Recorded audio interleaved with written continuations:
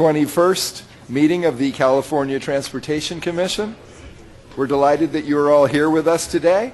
Thank you for coming down to San Diego, and I especially want to thank our colleague, Jim Medaffer, for all the work he has done to welcome us to this beautiful region in our state. Will you join me in thanking our colleague, Jim Medaffer? Jim has invited all of you to his home tonight. I'll be sending out the address. Please post it on your Facebook accounts, and let's get everyone we know to join us there. With that, we'll start with a roll call, if we could. Commissioner Alvarado. Yes. Commissioner Semi. Commissioner Burke. Here. Commissioner Dunn. Commissioner Hart. Here. Commissioner Cromer.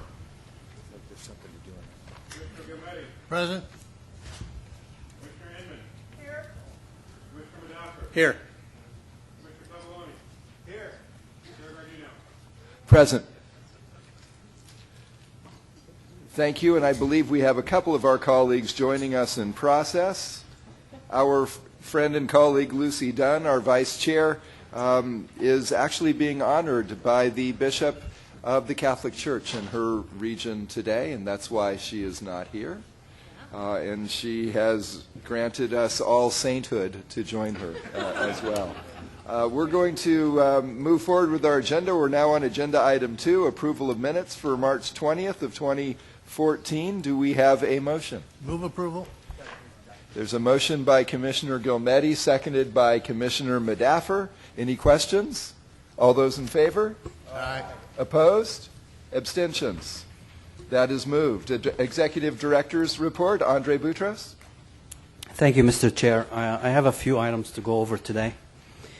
First, I want to mention that we've modified the commission meeting schedule for 2014, and it is in front of you for action, to include a joint informational meeting with the Washington State Transportation Commission that's planned for August 19 in Silicon Valley.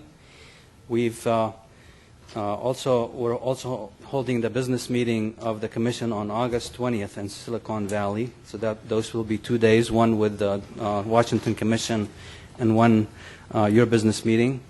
We've also amended the location of the October meeting to the city of Glendale and added a meeting for the ATP program adoption that would be proposed by the Metropolitan Planning Organizations, and that's on November 12.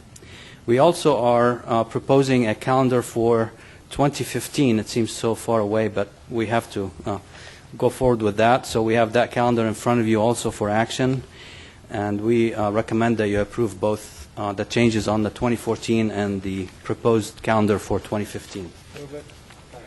There's a motion and a second to move the 2014 and 2015 amended commission calendars. The motion was by Commissioner Taglioni, seconded by Commissioner Medaffer. Any questions? All those in favor? Aye. Opposed? Abstentions? That passes. Thank you, Mr. Chair. My next item is a report on the town hall meeting we had in Lake Tahoe on April 7th and 8th. The Commission attended the town hall meeting in South Lake Tahoe, which consisted really of 2 days. The first day was themed Transportation as Transformation, which provided an overview of key transportation issues throughout the Tahoe region. The second day highlighted unique relationships of the Trans-Sierra Transportation Coalition and ongoing bi-state efforts. So it was really interesting to see how those came to be. This 2-day event truly highlighted the bi-state and multi-agency coordination and efforts in place to work in partnership. It also highlighted economic, environmental, and funding and other issues the region is addressing. The Commission wants to take a moment and thank all those that were involved in planning and hosting this event.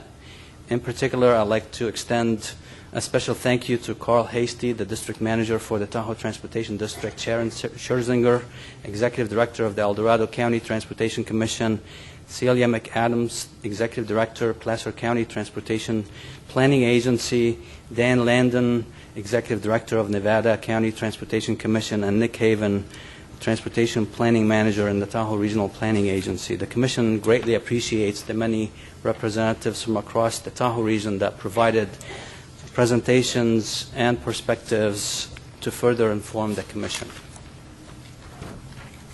And Commissioners, my last point is really related to staffing at the CTC staff. As I may have informed you by email that we have taken a couple of actions related to staff. We've promoted Doug Remedios to an Associate Governmental Program Analyst. Doug's background includes budgeting and financial analysis for large organizations, in addition to extensive experience in the hospitality area. Doug will assume the lead role for developing the Commission's meeting material and other administrative duties. He will be reporting to Rosemary Mejia, our administrative officer. Lori Waters, who joined the Commission's policy staff as a senior transportation planner. Lori comes to us with 13 years of experience in transportation and environmental planning at Caltrans. Lori will report to Laurel. We're going to get all these names mixed up eventually. Assisting in the implementation of the active transportation program and in supporting other programs that are ongoing.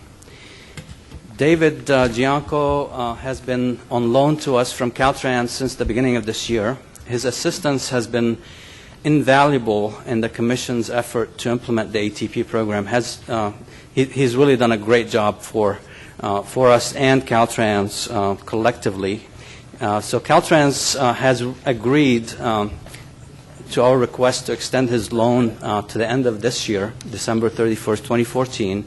And I want to take a special moment here to thank Norma Ortega in particular for her support and assistance in this regard. She's been a true partner in this effort. I appreciate that. And lastly, Commissioners, I want to take this opportunity to acknowledge Mitch Weiss one more time.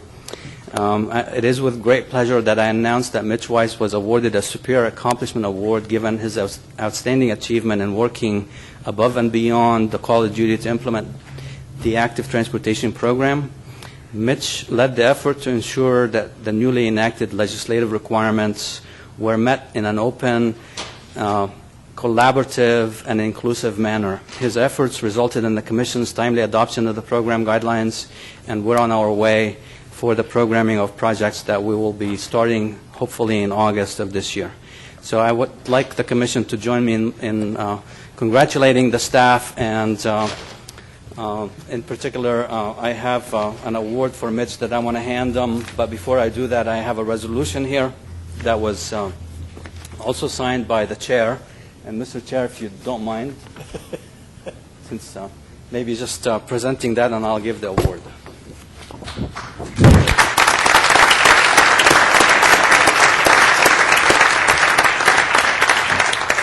Mitch, on behalf of all of our colleagues on the Commission, as well as your colleagues on staff and all of our regional partners throughout the state and the major stakeholders concerned about a more robust active transportation program well delivered for the state of California and its citizens, we wanted to present this resolution to you with our thanks and gratitude for your passion and professionalism in delivering such a fine program to the residents of California.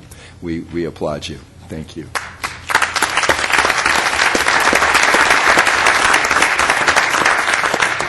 And as I mentioned, the Superior Accomplishment Award, the check is in the mail. Thank you very much. And Mr. Chair, that concludes my report. Thank you, Andre. And for those who hosted us in Lake Tahoe, 5 commissioners, 3 members of our outstanding staff, that was a wonderful town hall.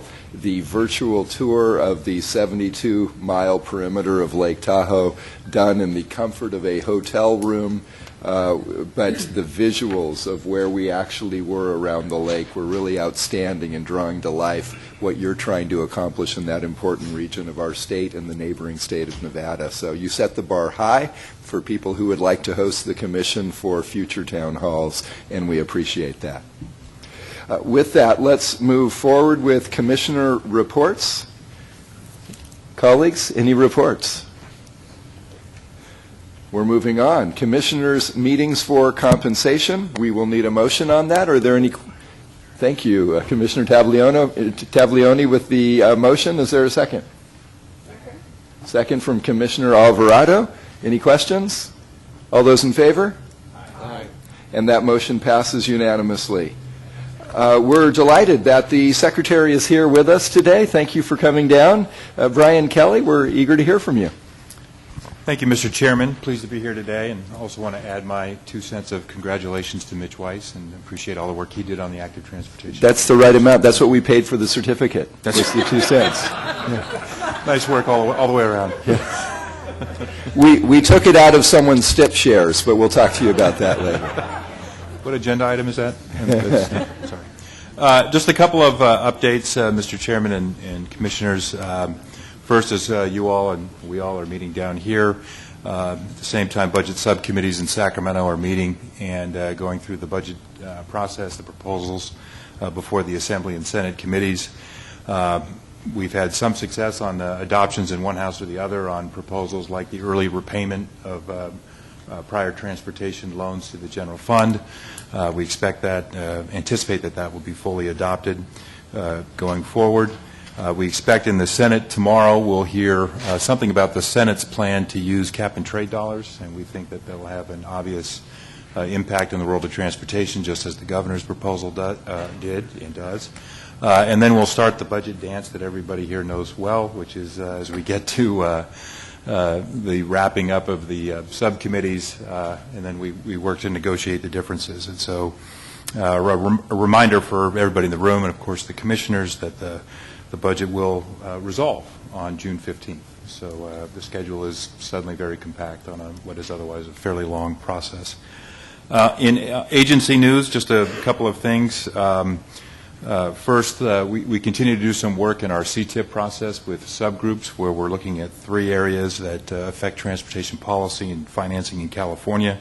Those 3 areas are we're working closely with the department and others on exploring the viability of a road user charge, also known as a mileage-based user fee, also known as a vehicle miles traveled fee, also known as, that's a lot. But we're continuing work on exploring the viability of that. We're working to make sense of California's current statutes on tolling and pricing policy in California.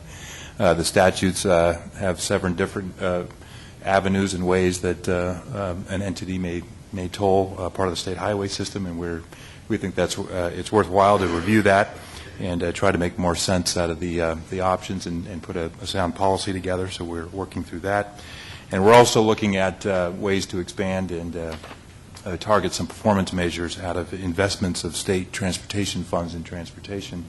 And on that score, particularly on that score, I want to express my appreciation for Laurel and Andre joining our last meeting earlier this week on that topic, and they provided excellent and needed information to the group on the STIP process and the functionality of the Commission in the STIP in that area. Their technical expertise is invaluable for our process, and I really appreciate it. So that's the sort of short and quick summary, Mr. Chair. Secretary Kelly, again, thanks for joining us. Colleagues, while we have this opportunity with the Secretary, any questions or comments for the Secretary? Great. We look forward to you joining us this evening. Great. Thank you. Thank you. Norma Ortega, we're delighted to see you. Thanks for filling in for Malcolm. Thank you very much. Good afternoon, Commissioners. First of all, I'd like to start by thanking the Commission for the continued support at the 24th Annual Workers' Memorial. That was held at the beginning of May, and always appreciate the support from the Commissioners. We've had about 183 employees that have been killed on the job, and more recently in the past year, we had Sean Baker, Robert Jones, and Dean Patton that were killed in the line of duty. And certainly, we're trying to do everything we can to help protect our highway workers and contractors in work zones. However, you know, the public, in many cases, is still driving very fast, and will continue to look at opportunities to make the work zone a bit safer. We do have the May revise, as the Secretary mentioned. One of the comments that I just want to briefly make, and Stephen Keck will be addressing it a little further in one of his presentations. The legislative analyst did issue a report that was fairly critical of our capital outlay support staffing. And I am pleased to say that the Assembly and the Senate budget subcommittees did move forward with our proposal. We have, as a department, reduced the capital outlay support program over 25% over the last number of years, and their proposal, I think, was looking at the workload from a one-year slice, and our workload is over multi-years, and so we will likely end up with some trailer bill language, but our proposal did prevail in our budget committees. On the stormwater permit, that went into effect last July. Yesterday, the State Water Board met and they adopted some additional requirements, some amendments. We are continuing to implement our compliance measures. We are monitoring costs. We probably will not know for a while what, if any, additional costs there are to implement this program. And I was going to suggest that maybe at a future commission meeting we can have our experts here to talk about that program and what the impacts are overall over time. So that's something that I would suggest. Today you will have the freight plan in front of you, and this is the initial plan. There are a lot of comments that we expect over the next few months. It's a public process, so we expect that the initial list of projects may change over time, and Bruce will be here to make that presentation. Bijan will be here to discuss the Presidio request that we have for Presidio. The additional funds will come from the risk reserve. There are several reasons to address or to ask for additional funding. The schedule is longer than we had anticipated when we previously came forward with this project. We've been very involved in negotiating some complex third-party interfaces with the Presidio Trust and others, and there's been more oversight on the project, and Bijan will answer any additional questions on that item. Also, Malcolm wanted me to mention that the 405 ribbon cutting in LA is slated for Friday. It's the design build project that Metro has the lead on and the department has had oversight. That's going to be a significant transportation improvement in that area. So that concludes my report. Norma, thanks again for joining us. Colleagues, any questions of Norma? Yes, Commissioner Gometi. Norma, I have great interest in the stormwater permit. Is it possible to have a full presentation at our next meeting in June? As Secretary Kelly's here, in my day job, we deal with regional water quality control boards, and they seem to have different standards on every region you go to. And it's like Lucy with the football. It seems like they keep changing the rules all the time, so it gets harder and harder to comply. And I think I would like to see the governor's office take an active role in reviewing what these regional agencies are imposing on developers as well as Caltrans. We can have our experts here maybe at the June meeting or a subsequent meeting to discuss in further detail what the requirements are. I do have to say that over this last year, the administration has worked very closely with us and with the Water Board to negotiate some of the compliance issues, and I think we're in a much better position than we would have been if we not had their involvement in the process. Well, I'm sure that's true, but these regional agencies are not standardized. So Yeah. you move from different agency to different agency, and the rules change. There's no consistency at all. So we'll come back in June. Thank you. Thank you, Commissioner Gometi. Any other questions or comments for Norma? Norma, thank you. It seems fitting, if you look up, that this kind of looks like the big top of a circus, because our next speaker is Vincent Mamano. Wow. Just to cover up on address the inconsistencies like that you have here locally, but inconsistency around the country. We've just moved all the funding from California to Arizona. Sorry about that. So anyway, thanks a lot, everybody, and have a great day. Vince, welcome. I'm a puddle when it comes to my depth. I'm shallow, so just fragile. All right. Couple things. Congratulations on the 405 project. I'll be our deputy administrator Nadeau will be coming out for that event, so it's pretty exciting. We have a new proposed legislation. I'm going to hit that in a second, but I wanted to hit a couple things before I hit that. Congratulations to everybody in this room. I talk about inactive obligations all the time. It's the first thing that auditors look at when they look at funding to see what kind of money is on the books that's not being spent and just sitting there when you're asking for more money. Why is there money sitting on the books? At the end of March, at the quarter, at the mid-year point for the federal fiscal year, California was at a 0.04% inactive obligations, which is the lowest in California record for sure, and I think second lowest in the country. So it was an outstanding effort that was put, as a lot of effort put in by all the locals, by Caltrans and a lot of people. So congratulations to that. That's a huge piece to the funding here. DBE participation, it looks like we're right around 11.9, somewhere in that percentage. That's huge. Our goal is 12.5%. I would say don't stop. Our goal is to get to a point where we don't have to have contract goals on projects.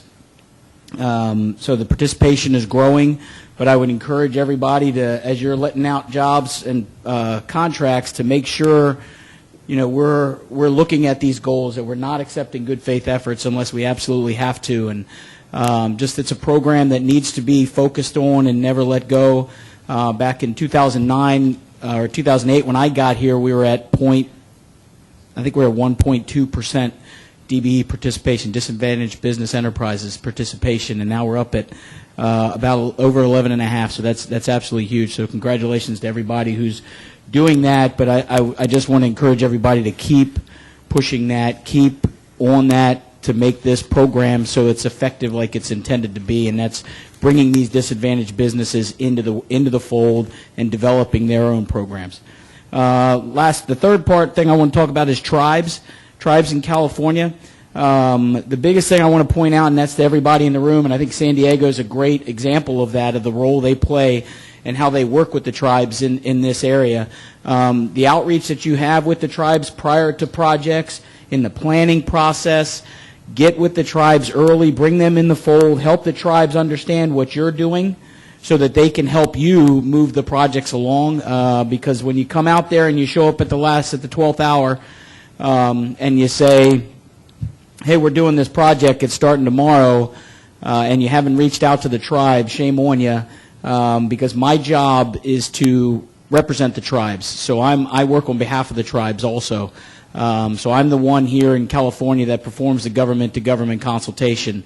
So there's consultation that goes in the 106 process that everybody in this room can do, but when it comes to a halt and you can't move any farther, that's when Federal Highway has to play. And that's one of the two things that didn't get assigned during NEPA assignment. NEPA assignment has everything but project-level air conformity and government-to-government consultation. So I just wanted to hit a few of those things beforehand because there's a lot of great things that are going on. I just want to emphasize tribal communication and outreach and DBE participation. So we got this cool thing called Generating Renewal, Opportunity, and Work with Accelerated Mobility, Efficiency, Rebuilding Infrastructure, and Communities Throughout America.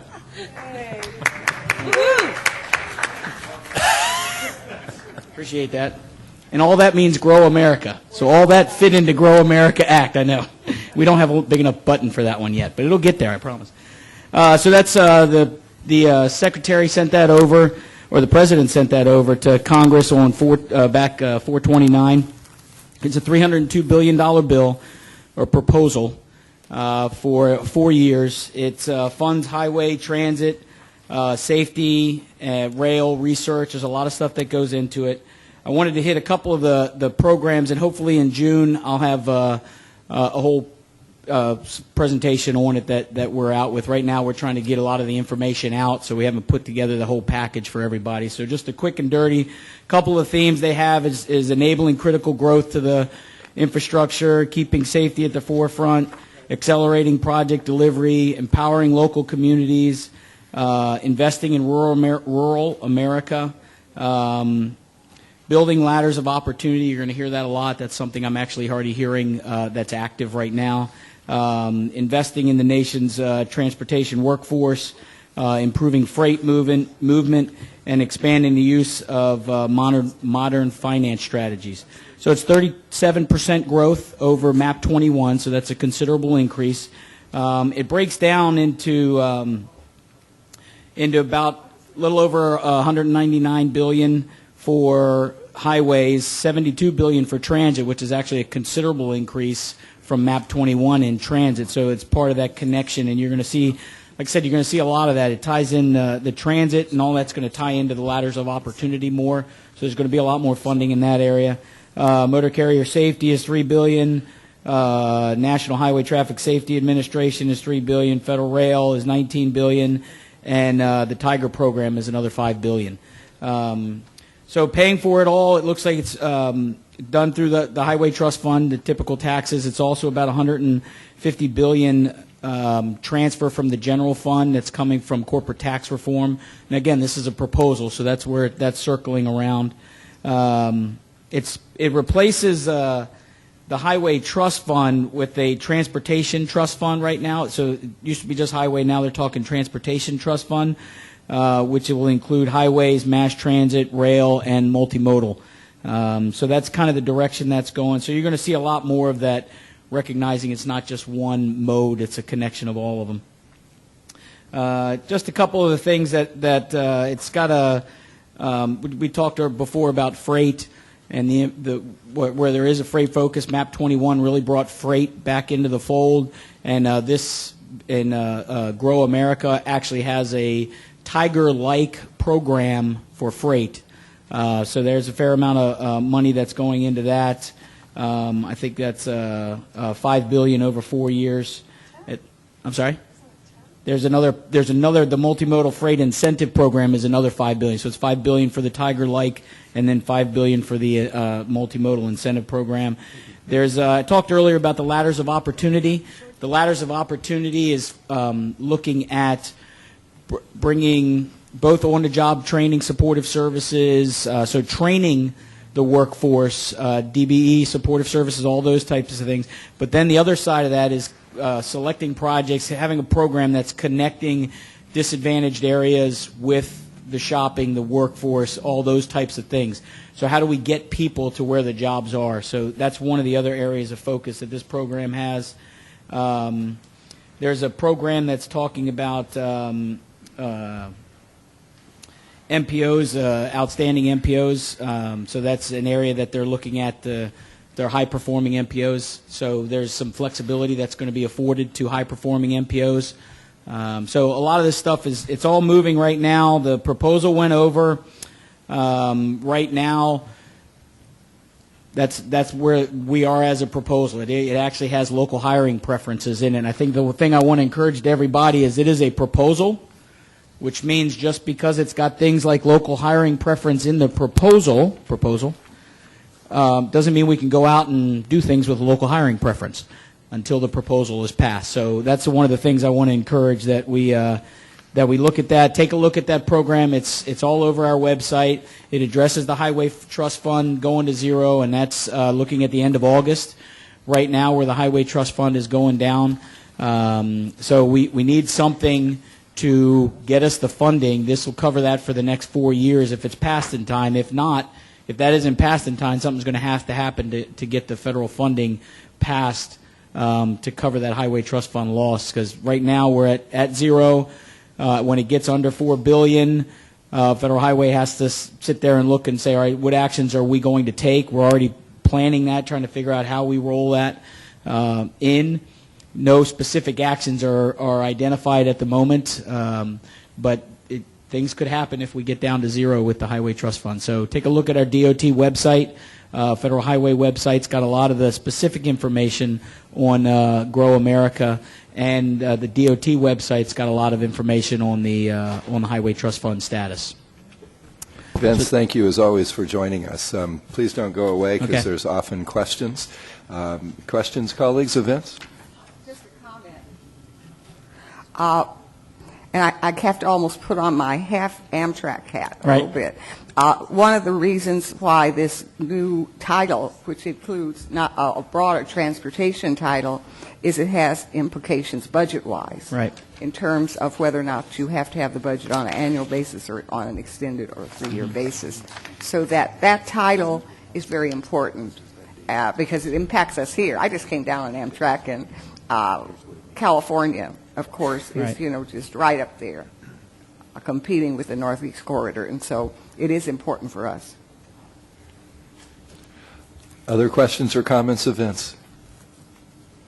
All right, yay. Vince, it's always a pleasure. All right, Thanks thanks. for being with us today. All right. Well, we're certainly delighted to be in San Diego, and Jim Medaffer, I'd love to turn it over to you to introduce this part of our agenda and those who are going to welcome us to the region. Well, thank you very much, Mr. Chair, and it is an honor, first as a new commissioner, but secondly to have the meeting here in sunny San Diego. And with that, we have Sandag with the Executive Director, Gary Gallegos, who aptly takes care of a wonderful staff, but more importantly, a board to which I had the honor of serving on for 8 years with the gentleman I'm about to introduce, and that's the chair of the board, the chair of Sandag, Mr. Jack Dale. Well, welcome to San Diego, to the commissioners, Mr. Secretary, Ms. Ortega.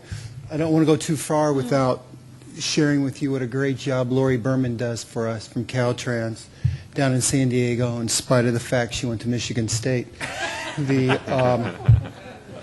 Mr. Secretary, we are very excited about things we're doing in the future here. Just when you guys work your way back home up the coast, we've got projects that we'll be working with the Coastal Commission on, where not only for cars but buses, double tracking for Amtrak and other forms of mass transportation, and also bicycles. We are, tomorrow, I think Jim, the Commissioner Medaffer's put together a tour for you to see some of the things that we've got going on the border, where not only are we widening 905, but we're trying to do some innovative stuff with not only the state of California, but with Mexico, and where we're tolling some things, SR11, for a brand new border crossing. One of my predecessors a few years ago got the fastest presidential approvals from both sides for this, and we're very excited about that. We have a great day and great weather for you today, but I've looked at your agenda and I don't think you're going to have a chance to enjoy it, other than the fact that I think you're having dinner tonight at the University Club, and you're going to see some spectacular views of San Diego, and while you're looking at that, you'll be able to see some of the highways that you've had a hand in. I've been fortunate to be around long enough since the first commissioner I worked with was Tom Hawthorne, and working Sandag and our region, working with the CTC, we've really done a lot of good stuff. We've done a lot of good stuff, and we thank you, and we thank your staff, and we thank all your predecessors, and we're looking forward to doing the same thing for the future. So thank you very, very much for coming down here. Enjoy your tour tomorrow. You're not only going to see the border, but we're very proud of a toll road we bought, and I think you're going to see that, and that's been a success not only for the region but for all the governments, and we think we're using taxpayers' money wisely. So thanks again for being here, and have a great meeting. Thank you. Jack Dale, thank you. Gary Gallegos, thank you as well.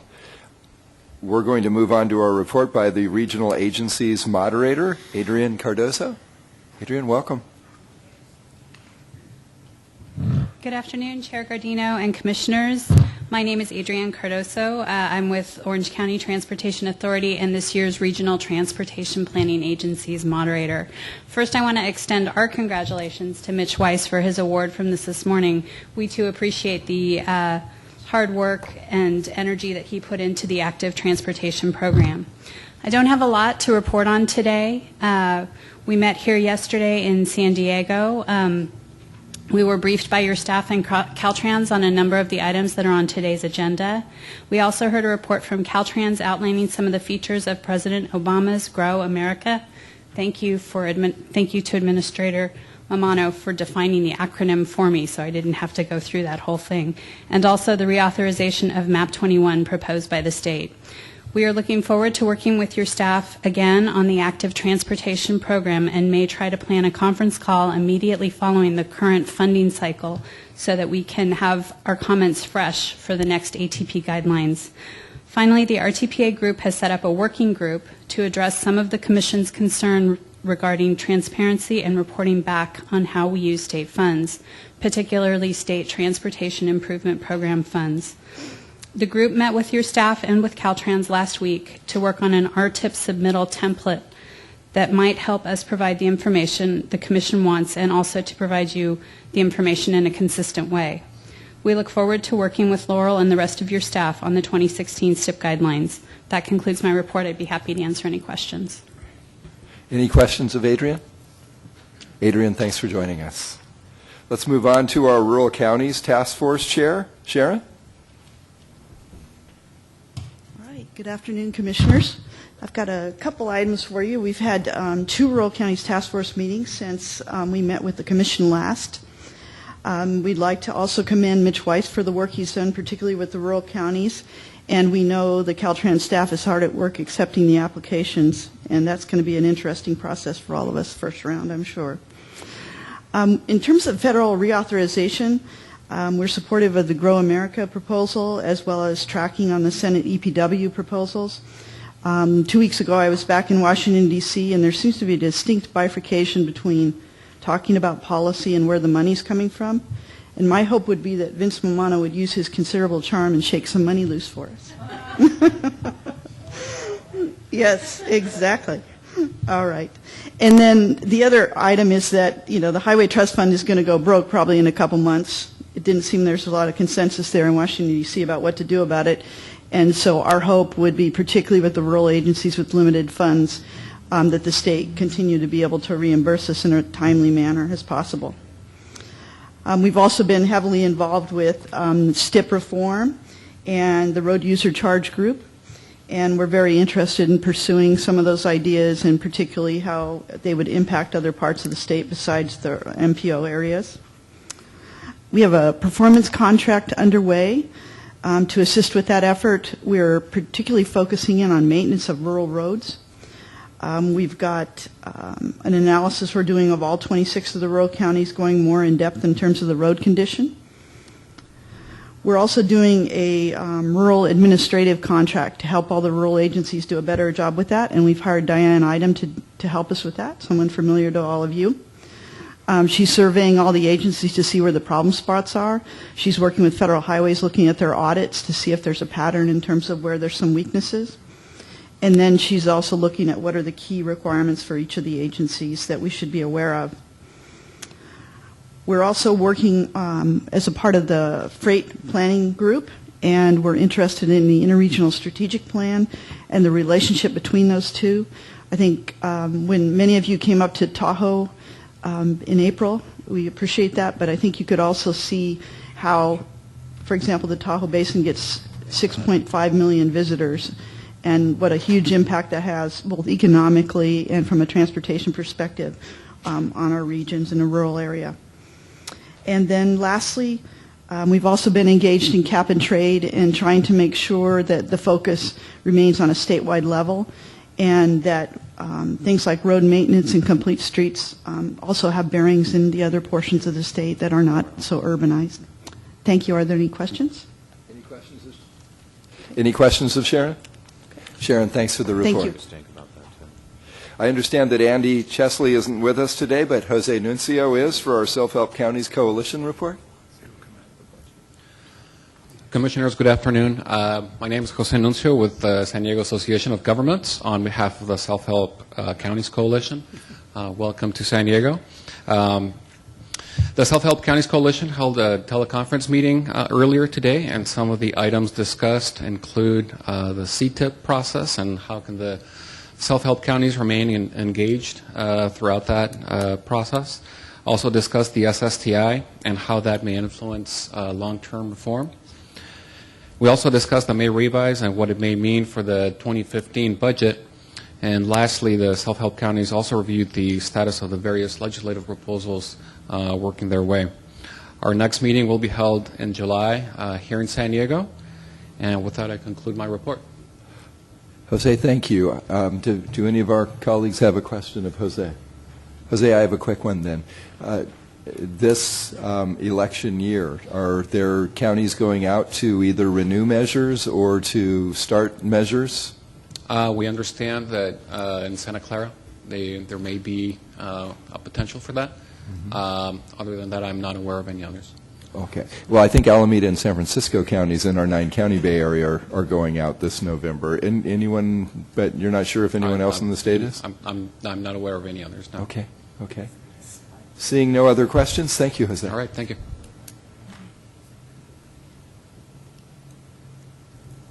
Carrie, you're going to give us our legislative update? Commissioners, agenda item 13 is an action item. May 16th was the last day for the policy committees to meet.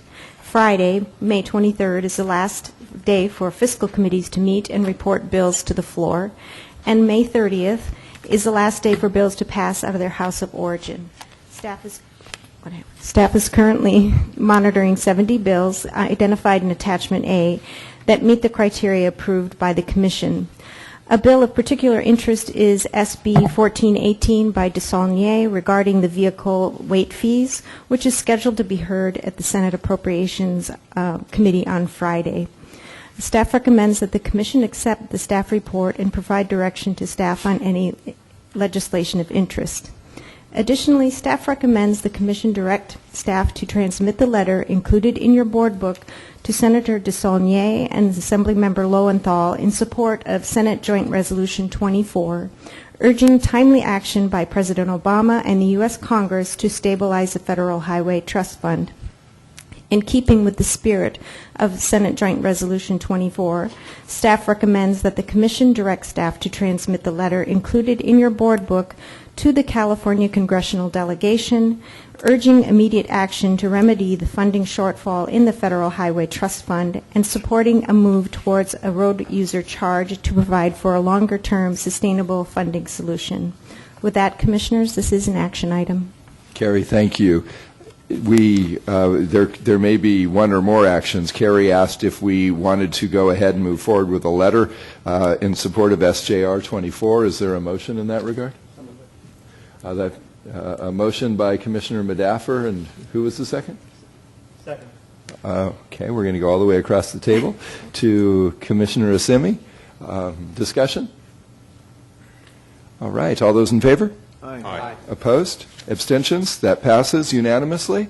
And Carrie, you had also asked action just on the report itself, and if there were any other issues that commissioners wanted to raise or take positions on in a package of 70 bills, correct? Sorry, I also have a recommendation to send a letter to the California Congressional Delegation.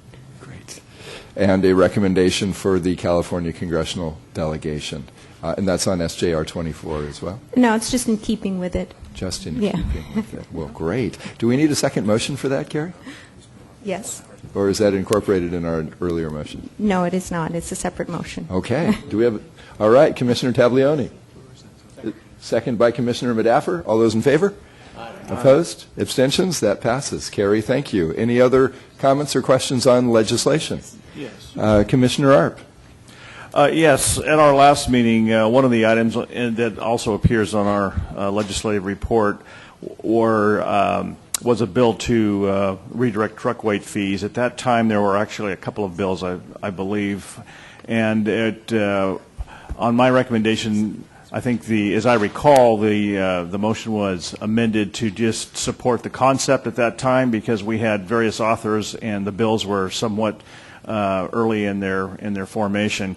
A lot of water has passed under the bridge in that time. We now have a bill by this jointly authored in the Assembly by Perea and Linder out of Orange County, and then in the Senate we have Senator DeSaulnier's bill, SB 1418. Both of them do similar things, both calling for redirection of truck weight fees back to transportation. Recognizing that these are policy bills and that probably nothing will substantively happen on these unless they become part of the budget process, I still think it is really important for this issue to get a serious vetting by those on all sides of the issue. And we, as a commission, have been pretty clear on our need to look for transportation funding and to return dedicated sources of transportation funding to their intended purpose. And so I would place a motion before the commission that we support those two bills. Second. There's a motion by Commissioner Arp and a second by Commissioner Gilmetti that we support both the Perea bill in the Assembly and the Desaulnier bill in the Senate on truck weight fees. Is there discussion? Okay. With seeing no discussion, let's go ahead with a vote. All those in favor? Aye. Opposed? Abstentions? That passes unanimously. Thank you, Commissioner Arp. Mitch, we're going to hear from you, I believe, on budget and allocation capacity update. Chairman? Yes. Question, then. Oh, please. Before we move off, we have SB 1298, which makes permanent our pilot hot lanes in the Los Angeles region, and those have been tremendous success for us, so I would recommend that we take a position on that one as well. Okay. SB 1298, I'm not seeing that in the report. Carrie, can you provide us with some more details?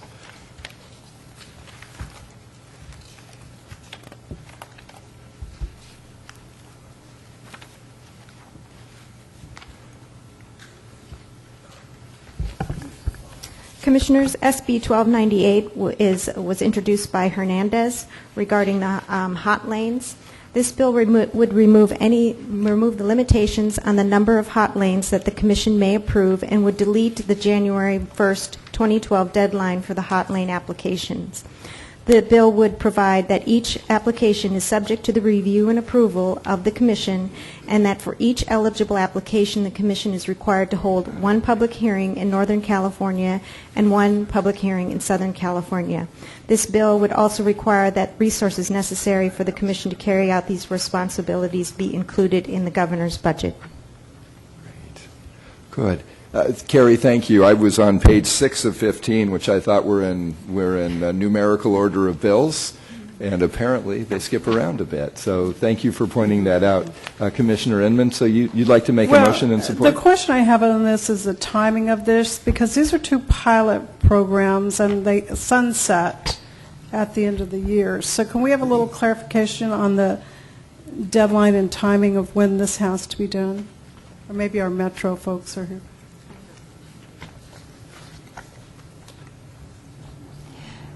Commissioners, there's two parts to this bill. One relates to the 110 and the 10, I believe. And so that, you know what, we can get back to you on that. I don't believe we have that information readily available. Okay. The part that pertains directly to the Commission is really, you know, we had AB 1467, which gave the Commission the role of making an eligibility determination of hot lanes for 4 projects in the state. This would actually open up, you know, an unlimited number of hot lanes in the state with the Commission's approval as opposed to an eligibility finding. So that's the part that we have information on today. So we can bring you back with as far as LA Metro and the 110 and the 10. Okay. Maybe there's someone from Caltrans. Maybe that's a bigger discussion. My concern is we have 2 pilot projects that have been successful, and I don't want us to legally be forced to undo those before we really have the opportunity. So I don't know. I see Mr. Naylor here. Perhaps he could give us a little insight on our deadlines. What Bob just told me is it would also make those 2 projects permanent toll roads as opposed to the pilot. And Norma, do you? I don't have any additional information right now, sir. Okay. So if we could just get clarification of when those pilots expire, if it's the end of the calendar year, and how much time I just don't want to have to undo those successful projects. So I realize there's a bigger discussion for us to have here with the more extended language here, but for sure we need to make sure that we have the discussions in a timely manner. Staff will get you that information and send that out to you. Are there any other commissioners who'd like to speak under legislation? May I just ask one Of further course. question on this? Does this have any impact upon LAC MTA as far as determining the occupancy and having an impact, since it indicates that in the report we're getting? I do not believe so, Commissioner. So we can say for sure it doesn't, right? I do not believe so, Commissioner. The- We will look into it a little bit further. But I Okay, don't- okay, the italicized language would be what we would look at, right? We could review that. Yeah. All right, Commissioner Medaffer? Thank you very much. I had a question, Carrie, regarding SB 1228 Hueso. This is a bill that would continue the TCIF program, which was very successful under Prop B, and I think was a model. But if there's additional monies in the future, such as cap and trade or other funds, my understanding is that's what this bill would allow the program to continue. Has CTC taken a position in support of this bill? No, we have not. All right. And I understand this is in suspense at appropriate, and it's going to be heard on the 23rd. Correct. Well, I think, again, CTC, as I recall, back in the day after Prop 1B, did a great job. Trade corridors are so important for the state of California, especially as it relates here in San Diego with the border and the economy for the state and, frankly, the United States as far as goods movement. And I would encourage CTC to consider a position in support of SB 1228, especially as it's on suspense, and ask staff to send a letter in support of this bill to the Senate Appropriations Committee, which I believe will be hearing it on the 23rd. If I could make that in the form of a motion. Thank you, and since that's in 2 days, it's certainly timely. We have a motion to support Senate Bill 1228 by Senator Hueso. Is there a second? Second. Second by Commissioner Tablioni. Discussion? Yes.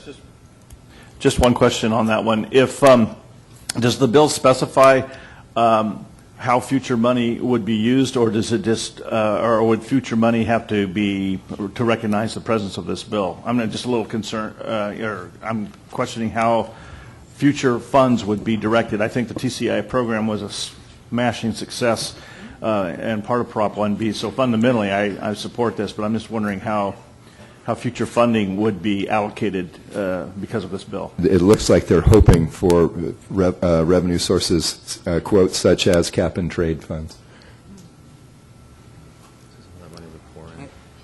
Yeah, as I read the bill, it says the monies in the fund from those other sources shall be available upon appropriation for allocation by the California Transportation Commission for infrastructure improvements in the state on federally designated trade corridors of national and regional significance. But it talks about funding sources. It's kind of left open. It could be the Greenhouse Gas Reduction Fund and others, as I'm reading it later. Commissioner Arp, does that address? Yeah, I think so. I mean, the cap and trade funds are fairly prescribed, and if they don't make reference to TCIF, I wonder how this bill would actually inform that process. That's all. Andre, do you want to weigh in with any thoughts on this? I think, Commissioners, what we're talking about here really is the process that the CTC used to program the TCIF funding. So any future funding that might be available, including the cap and trade, would essentially follow the same process. The prior process. Right, the same existing CTC process. Okay. As far as the funding source itself, I mean, whether cap and trade really materializes or some other source becomes available, those I think become future discussions as to what constraints we may have to employ in the program. All right, thanks. Any other questions or comments? Yes, Commissioner Inman. So would our motion be support the TCIF program process, or would it be to support the bill directly? Because I think that might be a little bit of different semantics. Maker of the motion, Commissioner Medaffer. I'm happy to keep it focused on TCIF because as I'm reading the bill, that's exactly what this bill does. Is it talks about the Trade Corridor Improvement Fund and using that model for any additional funds that might become available that would be used toward goods movement and trade corridors. But I'm happy to amend the motion to focus on the aspect of the bill that's most important to me, and that is to continue the Trade Corridor Improvement Fund in existence, because it sunsets, for the purpose of receipt and expenditure of revenues from sources other than the Bond Act. This bill would provide for allocation of these revenues upon appropriation by the CTC for largely similar purposes as the Bond Act funds, but would specifically reference as eligible projects infrastructure improvements that benefit the state's land ports of entry. In that regard, this bill would also omit references to infrastructure improvements to and from airports. So it's basically taken TCIF, trying to use money that's coming from other sources besides Prop 1B. So the motion has been slightly amended by the maker of the motion, Commissioner Madaffer. Is the seconder of the motion comfortable with that change? Yeah, and we've heard yes from Commissioner Taglioni. If further discussion on the motion? Hearing none, all those in favor? Aye. Opposed? Abstentions? Abstain. And 2 abstentions by Commissioners Fromer and Gilmetti, and that passes. Again, that letter will be obviously quite timely with this hearing this Friday, May 23rd. Any other questions or comments on legislation? Hearing none. Mitch, budget and allocation capacity update? Stephen Keck will be making a presentation. Great. Stephen, welcome back. Thank you. Mitch, you're cutting out. Was there anything else you wanted to add before Stephen does? No, but I'll find stuff to add afterwards, I'm sure. Great. Thank you, Chair and Commissioners. Stephen Keck with Caltrans. Glad to be back today. I think I have 3 presentations in a row. So I'll start with this one, the traditional allocation capacity and budget update presentation. Through March of this year, we have allocated about $1.6 billion on 343 projects, including all the authorized changes such as G12 changes to those projects. Have about $1.9 billion remaining in capacity, which is not unusual going into the fourth quarter as we are. So I don't expect a whole lot of surprises there. And if we do have any capacity left over, it will, of course, roll into the next fiscal year. At the last commission meeting, I understand there was some conversation about a BOE tax change that I missed. But I have an opportunity to come before you again and talk about a BOE tax change that was sort of overlooked in all the excitement about the 3.5 cent decrease to the price-based excise tax. And that's because it was actually buried in Board of Equalization press releases, which is that they increased the diesel excise tax by 1 penny to 11 cents per gallon. And this is done in the same way that the price-based excise tax is done. It's done to maintain revenue neutrality. It doesn't generate a whole heck of a lot of money. We're talking about a couple of tens of millions of dollars here for the entire state. But it is something that we had not presented the last meeting. I wanted to make sure that was out there. So it also proves that, I shouldn't say this, be flippant, but the Board of Equalization is capable of increasing the taxes when their calculations show that it should be done. So that's also out there. We had known this was coming. We also made similar calculations with the fund estimate, so this won't change our capacity in the fund estimate, and it's also included in the governor's budget in that way, so it doesn't necessarily change any of our cash flows related to that.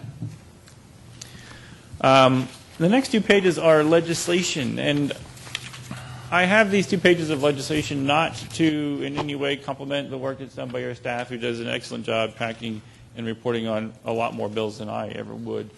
And it's not really to offer my opinion on any of these bills, and I'm not going to go into them in any great detail. I think Commissioner Arp mentioned at least one of them, or perhaps 2. My intent in bringing these forward is that all of these bills are related to transportation financing. And if you look at them from outside where I am in my role as a state officer, these all would increase the funding that goes to transportation in the state in some way. Okay, so some of these would take the weight fees back from the general fund and give them back into the state highway account where they once were. Some of these would repay loans earlier than otherwise currently planned. And I wanted to throw these bills out there again, not to to give any opinion about them or to even really go into detail, but to show that the legislature is starting to think about transportation financing again. We've seen 5, 6, 7, 8 years ago, whenever there was a transportation funding related bill, it was often moving funding away from transportation. And these bills are looking perhaps in the opposite direction. So again, I think this is really a positive sign that as the state gets back onto a good, solid financial footing, that folks in the legislature are starting to think about transportation financing in a positive way. So that's really my point in enlisting these bills. There are obviously many, many more out there, but that's just the point I wanted to get across with those. Finally, I think we had a little bit of discussion about the May revised proposals for the department and some of the budget actions that are going on right now. We actually had very few proposals in the May revise or anything after the Jan 10 budget that was released by the governor. We had a request for an increase in authority for Proposition 1B of $243 million. And this is something that the department does annually around this time so that we make sure we have enough appropriation authority to move forward with any project that the commission allocates. It's done every spring to make sure our numbers are right on target.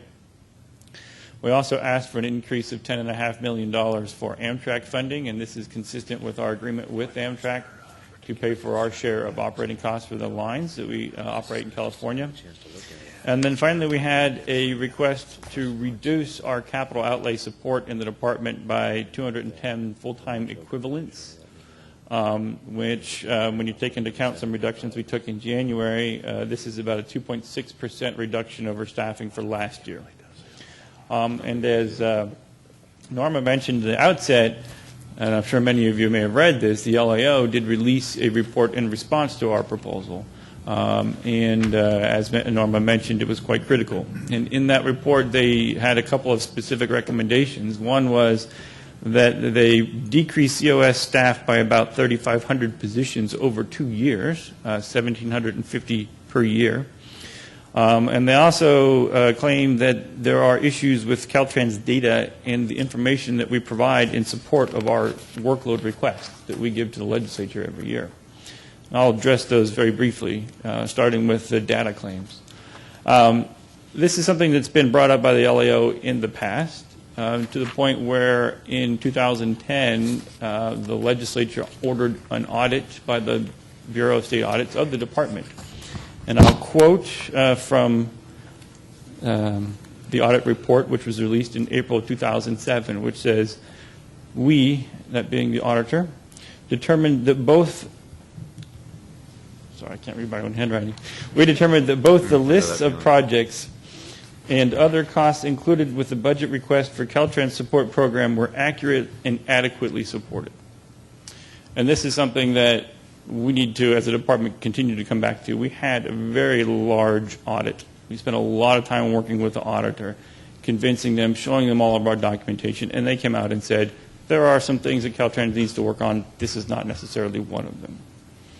The second item I wanted to bring up was the LAO's recommendation to cut 3,500 positions.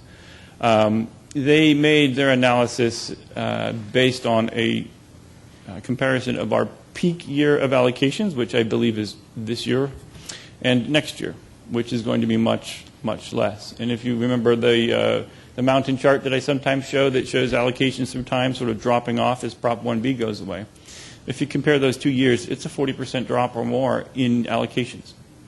And so the recommendation from the LAO is to decrease COS staff by 3,500 positions, which is 40% of the COS program.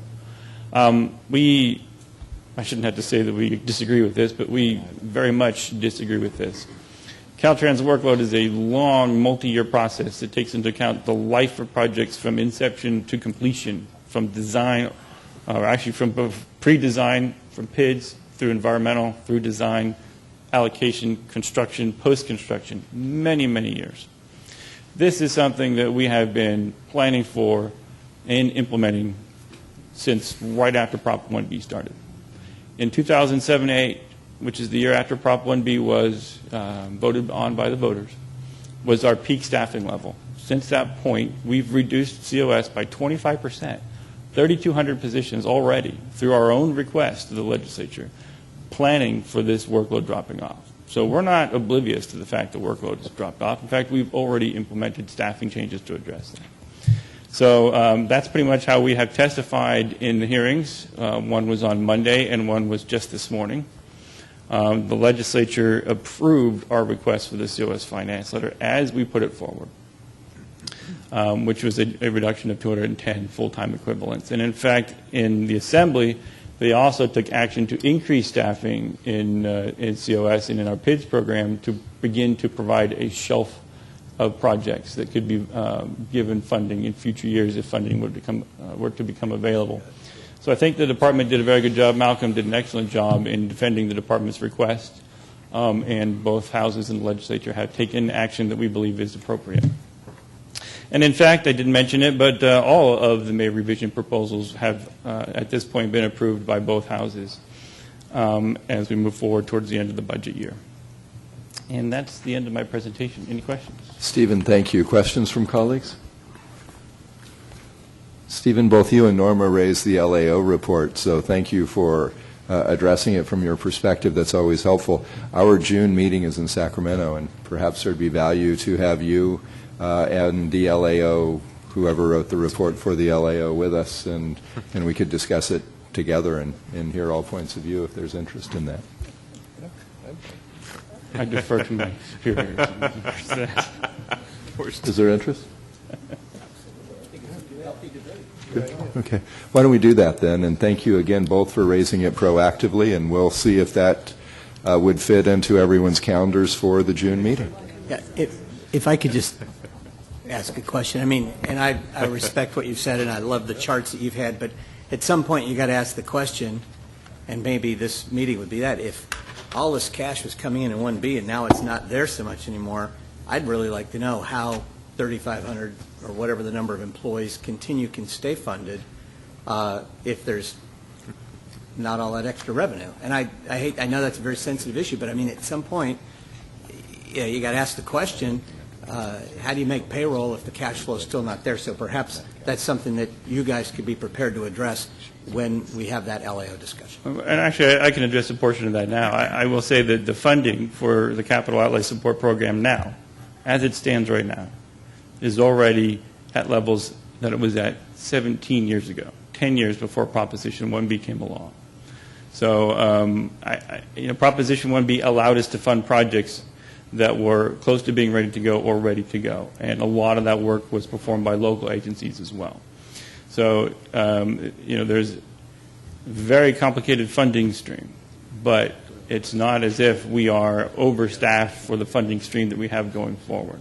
And I will say, too, that the finance letter that we put forward also looks ahead 5 years and projects continued modest decreases as we go forward, even out into the 5 years that it projects, maybe perhaps another 10%.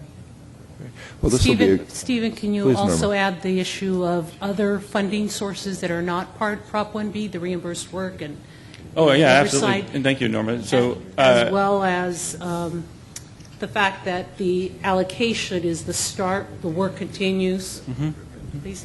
Yeah, and certainly we can have a larger discussion about these details in June, but as Norma points out, almost 15% of the workload performed by the Department's COS program is work for other agencies, reimbursed, a lot of them local agencies.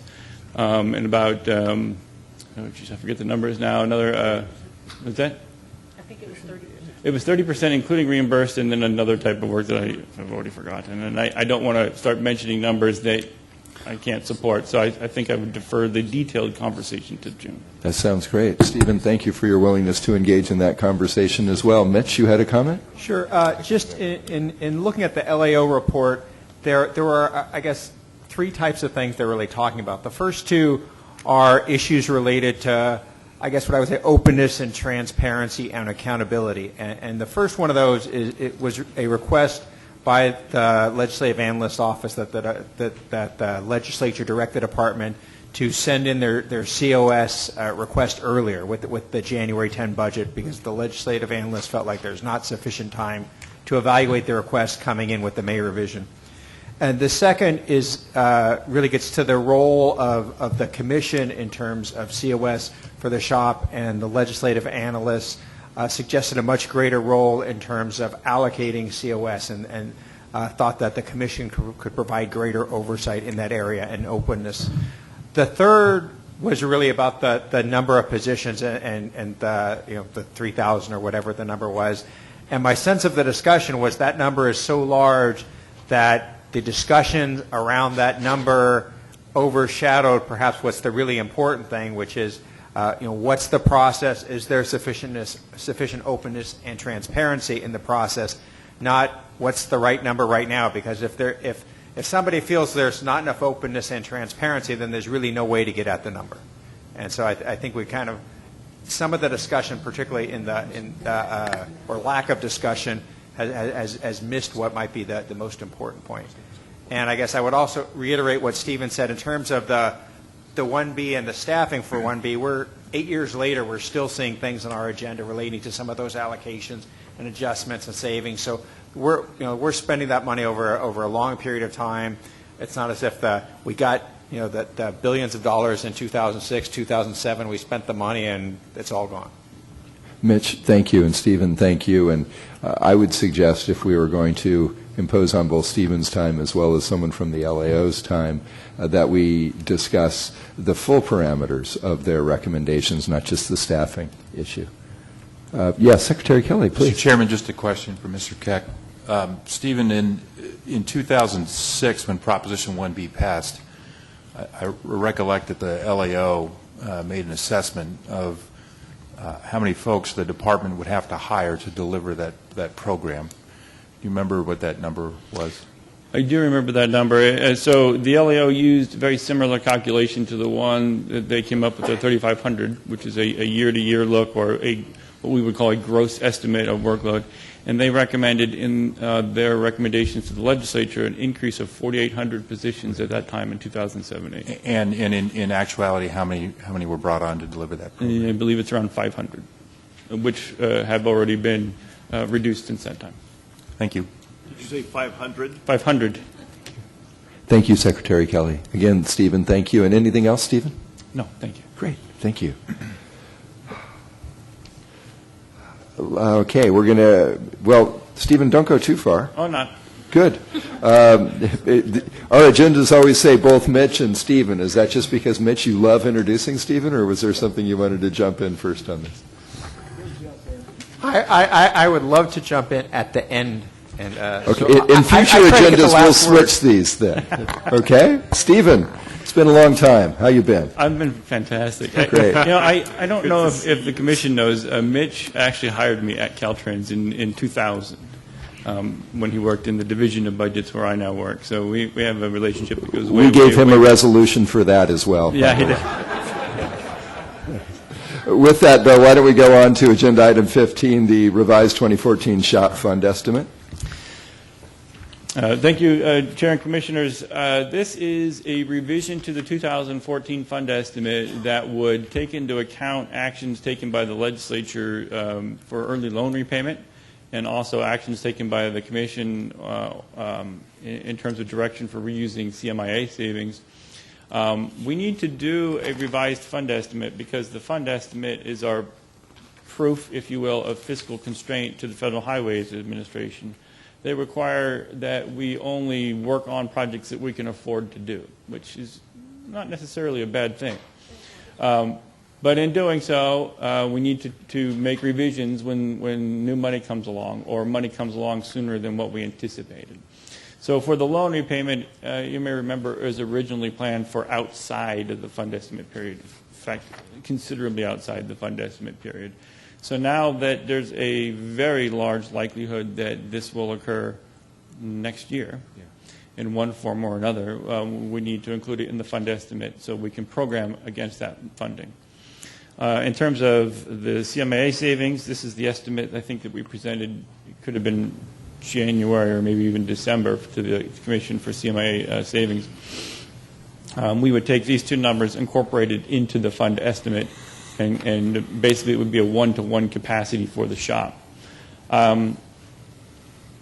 I will mention that the two subcommittees in the Senate and the Assembly that oversee these items for the budget have taken different actions on the loan repayment. So the loan repayment will go to committee.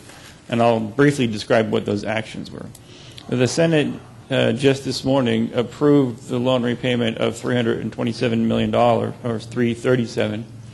But they have changed the split so that 60% would go to the state and 40% to local agencies. And the Assembly also approved the loan repayment of $337, but they recommended appropriating $500. So they would be paying back a loan of $337 and then appropriating $500 million from the state highway account. 220 of that, or 44%, would go to local agencies. 210 million to the shop as originally proposed by the governor, and the remaining amount, which I believe would be 70 in that case, would go to maintenance, and that's an increase of $40 million over the governor's proposal. We did not recommend that the legislature adopt that because it does bring the cash balance in the state highway account down. Staff had mentioned, not CTC staff, but alleged staff had mentioned that we had kept that money in reserve for the rainy day that is the Board of Equalization, which I thought was particularly funny because that's exactly what we're doing. We had a cash spike, and next year it's going to go back down because the taxes have decreased. But my point here is that they've taken different actions. So the loan repayment and how that's handled will go to committee to be sorted out. But both houses have approved the loan repayment, which is very good for transportation. This is what the fund estimate would look like if we did it today. We're not going to do it today. We need to wait and see what happens with the budget, and when it's passed, we'll bring forward a final fund estimate that would include the final numbers as approved by the legislature. And then we would ask the commission to go ahead and adopt the revised fund estimate, which would give the department the opportunity to prove fiscal constraint to the feds, and then program projects to use that additional program capacity. And then, of course, we would move on to delivering those projects and bringing them forward for allocation and construction at a future time. That's pretty much it for that entire item. Great. Thank you, Stephen. Don't go away from the mic. I think there's going to be questions. Commissioner Arp? Yes. Last year, the 3.5 cents that was increased, I believe, happened in July. Did you actually program that money? Yeah, so we did. Well, so what happened is when the 3.5 cents came along, it was included in the fund estimate that was adopted by the commission in August of 2013. So that increases the capacity for the STIP in this case in the first few years by providing cash that could be allocated out to projects. So that was included in the program capacity and was programmed by the commission, actually. Okay, so this is the part where your assistant, who was here last month, will be glad that you're here instead. I'm sorry, I gave her kind of a hard time. It wasn't really her fault. So you've got a cash balance in the state highway account that's fairly sizable, and we know, we've come to understand that there's a lot of that has to do with underfunded project initiation development staff and other things like that. Is that correct? You're shaking your head, so maybe I better... Yeah, I am shaking my head. So the increase in the cash balance of the state highway account is due solely to the large increase in the tax from 18 cents to 3.5 cents, and then back down to 18 cents. So when we got that 3.5 cents, we then programmed projects against it. And those projects will come forward to be allocated, and once they're allocated, they will go to construction and will spend that money. That's not going to happen this year. So you have the cash for those projects comes in all at once, and then will be spent over many years. So the balance is due to the increase in the tax, not to the delay in any projects. Okay, so the money that when you funded the projects, that was a full funding. I mean, you looked at that and said, "This is we're going to fund those things fully because we don't know what funding is going to happen from this tax increase in future years." So when we adopted the fund estimate in August of 2013, we actually had a projection of revenues that included the 3.5 cent increase and the 3.5 cent decrease back to 18 cents. We nailed it. I mean, So we were looking at what gas prices were and what they're going to be. And we knew almost immediately after the 3.5 cents was adopted that it was too high. And we said so at commission meetings. And when we did the fund estimate cash flows and the revenue flows, we made a big point of that.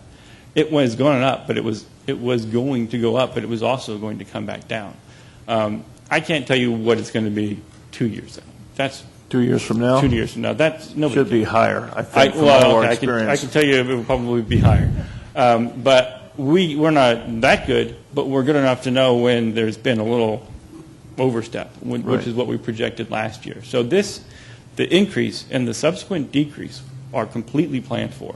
We're not always perfect, but we nailed that one. Well, I'm glad you nailed that, but the problem that we have is a perception problem, because I didn't understand that till just this very moment. And the legislature definitely doesn't get that. They're seeing what's in that account, and it's working against the transportation community in our overall argument that we need more funding into the state transportation program. So we need to do a better job of figuring out how to simplify these things and explain it so that we can stay on the target, because chronically I don't think there's any argument to the fact that we are underfunded. But it doesn't look like that today because of this little blip in the screen. And so I would just say that we need to probably collectively get our heads together, figure out how we message this better. Because it's not like we're doing some kind of spin that's not accurate. It's based on real facts. Mm-hmm. So I appreciate your explanation, though. No problem. Other commissioner comments? Mitch? Yes. As Stephen said, this will be coming. This is an informational item. It'll be coming back for action once the budget's been enacted and we know the loan repayment number. The other thing I've asked the department to look at is the SHOP savings from program to award. One of the items in Stephen's last presentation showed the savings to date or adjustments to date for SHOP projects, which is was about $115 million. The votes this year are in the little over $800 million range. Those are not one-to-one. They're not the same exact projects. But if that's a measure of where we're at, that is well over 10% and would be a couple $100 million that we're not putting to use as quickly as we could if we take a look at that. So as I said, those are not the same projects. We need to take a more detailed analysis to see whether there's a there and something we can perhaps increase our capacity and take into account for that. And the Commission did something similar in 2007 when we were seeing very significant award savings. And if there's, oh yes, Norma Ortega, you wanted to weigh in? The department is looking into that, and I think we have some teams looking at what, if there are opportunities for improving it, and we think there are. So we'd be happy to report on that. I'm not quite sure, Rachel, do you recall the time frame we had set for that? A couple months? We set it for the end of, we were planning on the teams coming back at the end of June, so I think it might be an August item. Okay. Yeah. Anything else on this item? Then Stephen, stay where you are. We're going to item 16, transit and intercity rail funding discussion. So thank you. I express my appreciation for having all three of them in a row. This is the presentation I was asked to give, I think, as a setup for your staff who's going to talk about Proposition 1A and the next two items that come after this one. And this is a very brief presentation to give a history of rail and transit funding from the state over the last 10 years. We almost ran out of colors on this chart, but this is a chart that shows all of the different fund sources for rail and transit that's provided by the state or through the state, going back 10 years to 2004. Along the bottom is the state transit assistance apportionments that go directly out to rail and transit operators. It is funded by the sales tax on diesel, various percentages. Back in the old days, it used to be half of all the sales tax. And now it varies based on what part of the sales tax on diesel funds it. The next line up is Federal Transit Administration transfers. These are basically funds provided for highway transportation that through local requests are transferred for local transportation projects to the Federal Transit Administration, and they fund transit projects. So that's perfectly allowable under the federal laws, and the money is transferred at local request for their local transit projects. The next one up, and in a very large portion of the graph, is PT Missia funding, which unfortunately is a bond fund and is going away here very soon. In fact, the last remnants of that are being appropriated in this next year. So while that represents, and this is the violet color, purple color in the graph, represents a very significant chunk of the current funding, and that's going to be tapering off here pretty soon. Next up is Proposition 1A, which I think you'll hear a little bit about more later. The line that we have helpfully labeled as other allocations is actually the Amtrak amount that is funded by the state and any STIP allocations that the Commission makes to transit projects. And finally, the large band at the top that starts out large and gets very small is TCRP funding that went towards rail and transit projects. And that is, the TCRP was intended to be a short-term funding source. What was it, 2006, I think, was the original target for TCRP to be fully funded and done with. And as you know, we've had suspensions and delays, and now we get a trickle of revenue for that program. I'm not going to leave it there. I'm going to talk about what the big hump is in the middle. So basically, the hump in the middle is related to spillover. And starting in about 2000, the state began to collect a lot of spillover on gasoline taxes. And I will just say that spillover is a mechanism that when sales taxes collected on gasoline exceed what they would have been if we didn't collect sales tax on gasoline, then that money is supposed to come to transportation.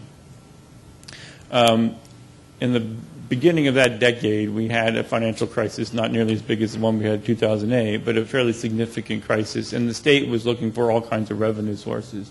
And spillover had been used then for years to fund a debt service on old transportation bonds. There was some good times in 2007 and 2008, and that spillover came to transportation without being diverted. And that's where you see a very significant increase in what we've labeled as other on the chart, the orange band, which is STIP and Amtrak. So we had a lot of transit, PTA-funded transit STIP that came out of that spillover funding. You may remember with the fuel tax swap and those issues that occurred right after that, we eliminated the sales tax on gasoline and changed how things were done, so there was no more spillover revenue to be distributed. And that's why that hump sort of goes back away, and you come down to a level that we see in 2009, which is considerably less. And then as the fuel tax swap matured, as Prop 22 came along, and the diesel sales taxes were increased, the STA sort of made up for some of that. But in reality, with the fuel tax swap and all that, what used to be spillover it basically now kind of ends up going to debt service anyway because of the weight fee swap. It was really an interesting and intricate swap. But the takeaway from all this is that the transit funding over the 10 years has averaged about $1.4 billion a year for transit funding provided by the state. As we move forward, this is a list of the things that I just described here on slide 3. And as we move forward, we only see a couple of changes to funding for transit. There's the cap and trade dollars. The current proposal from the administration is the $50 million be used to implement a new rail modernization grant program. And this would be for grants like single ticketing type of initiatives where you can buy one ticket in a certain place and take different modes of travel to get to your destination, which I think is really cool. And then the second piece, and I think Laurel's going to talk about this next, is Proposition 1A, which allocated $950 million for high-speed rail connectivity projects, quite a bit of which has already been allocated out to those projects. And that's it, and I'll be happy to take questions. Great. Questions from commissioners? Seeing none. Mitch, did you want to weigh in on this? Okay, Stephen, stay where you are. We're going to have you address items 17 through 82. Sure. Stephen, thank you for joining us today. Let's move on, though, to Laurel Jansen on Prop 1A High-Speed Rail Connectivity Program Update, item 17. Yes, Commissioners, this is an information item, a status update of the Prop 1A High-Speed Rail Connectivity Program. This program began about 4 years ago. The first program of projects was programmed in May 2010. There have been several amendments since then, and we did a rather large one 2 years ago when we brought the program into compliance with the High-Speed Rail Business Plan and their blended strategy. We've programmed about 21 projects over the years and have allocated $737.6 million so far. That basically, the attachment just shows you those projects and where they are now. Those that have been allocated mostly have been awarded now. If you have any questions. Questions from colleagues? Well, I certainly have one then if no one else does. $950 million was to be our purview for connectivity funds. $737.6 has been allocated. Yes. What's next, Laura? Well, we have several projects waiting on the list to be allocated. Some of the big ones are for intercity rail, and they are working toward bringing those projects ready. Some of those two projects are waiting for other projects to be completed before they can come forward, so those may take a while, and that may be a question for the department at a later date. But they had told me that they're waiting on some other projects to be completed before they can bring those forward. And then we do have some other money where we have, the next item is an amendment that will bring those funds close to allocation. Okay. Any other comments on this item? Laurel, thank you. Item 18, Prop 1A High-Speed Passenger Train Bond Program Amendment. Laurel? Right, and this is the action item that I just referred to. It's an action item to approve an amendment that BART has requested. They have a project that's related to the extension of BART to Berryessa. This is their maintenance shop and yard improvements project. This project is going to be ready to move forward here shortly, and so what they're looking to do is take some of their already programmed funds that have not yet been allocated and some unprogrammed funds and move all of those funds to this maintenance shop and yard improvements. So they're deleting the Millbrae Station track project, they're deleting the Operation Central Control project, and then they're programming the unprogrammed funds. And so what these changes will result in is a total of $78.6 million programmed to the maintenance shop and yard improvements project that should be ready for allocation early in the next fiscal year. Staff recommends your approval of this amendment. Move approval. Second. The motion was made by Commissioner Arp. The second was made by Commissioner Frommer. It was Commissioner Frommer. Gomedi Frommer. Somebody other than myself. I love it. Okay. The motion was made by Commissioner Gomedi. The second was made by Commissioner Frommer. Questions or comments? Okay. All those in favor? Aye. Opposed? Abstentions? That passes. Laurel, anything else on that item? Let's move on then to item 19, Mitch, Active Transportation Program Guidelines. This item is an amendment to the 2014 Active Transportation Program Guidelines for Metropolitan Planning Organization Competitive Project Selection.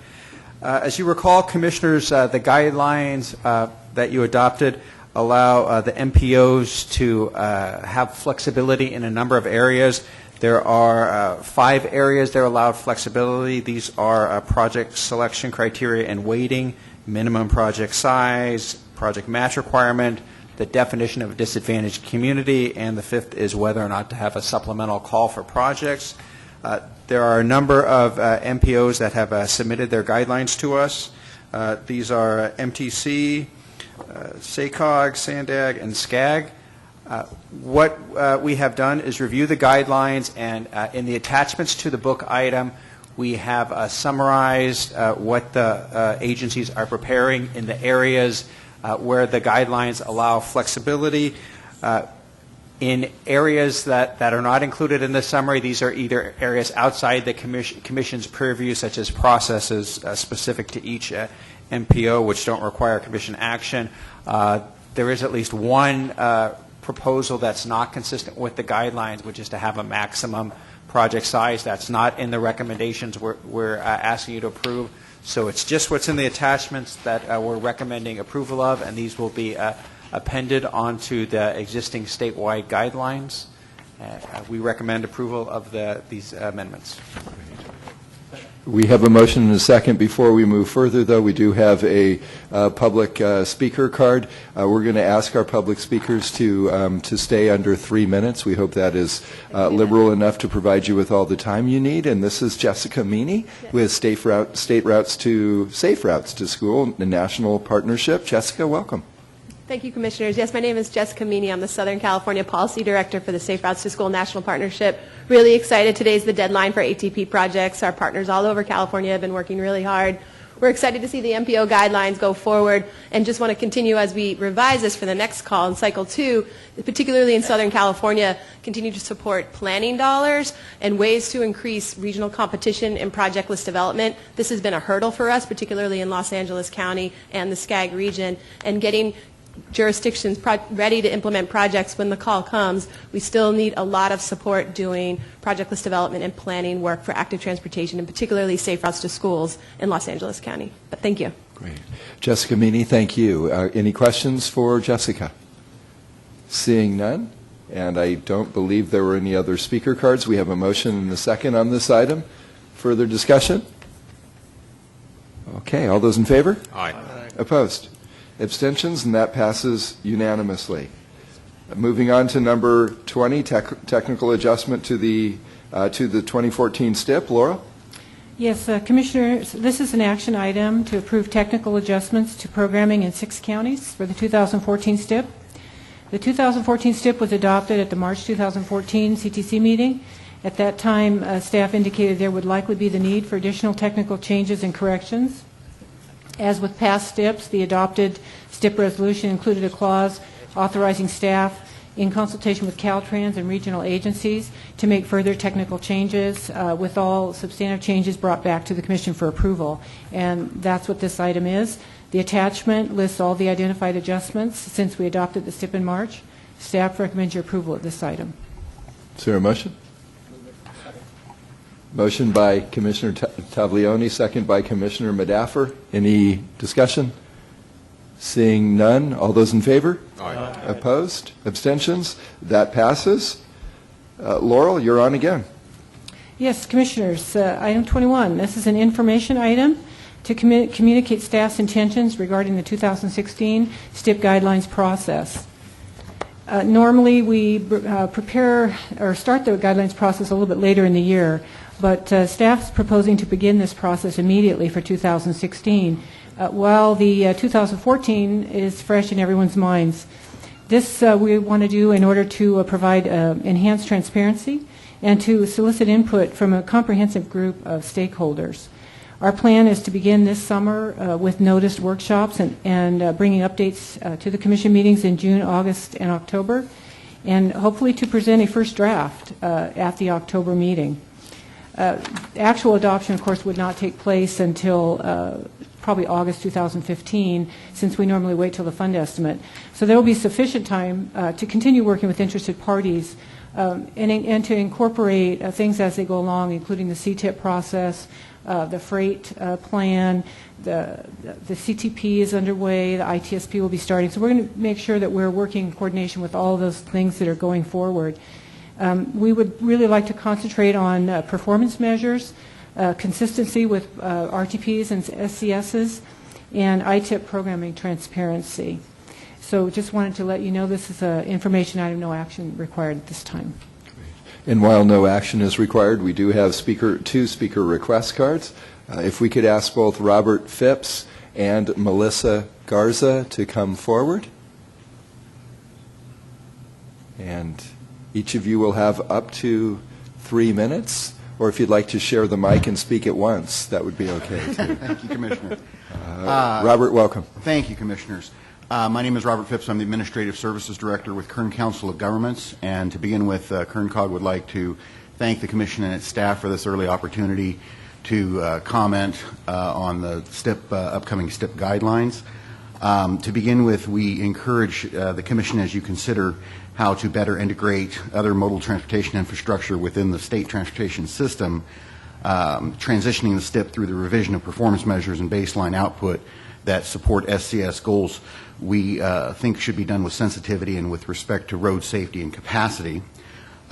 We also encourage the Commission to recognize the length of time that's required to deliver surface transportation improvements and continue to support highway capacity projects that have been in the pipeline for years, moving forward to construction. As you know, many of our projects in the STIP began their process more than a decade ago due to delays brought on by STIP funding shortages.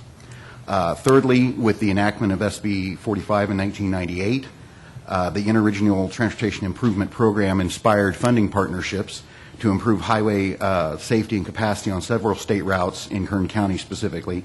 We ask that you not give up on rural highways that connect people to recreation throughout the state.